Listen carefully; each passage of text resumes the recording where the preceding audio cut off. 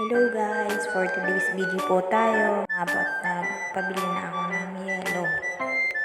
Sabay pakulo, tapos magpakulo, ilalagay sa powder na kape.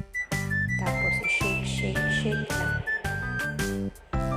After i-shake, lagyan na natin ng yelo. Tapos yan, malagyan ng yelo. Dapat pulong yan, marami.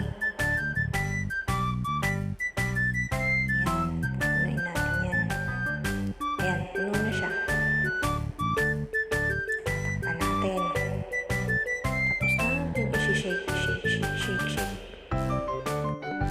Yan, shake lang ng shake sa bumula. Tapos ayan, bumula na. Yan, masarap yan. Diba? Sarap na sarap si Bujang. Kagigising lang. Ganit ng mainom na malamig. Sobrang init.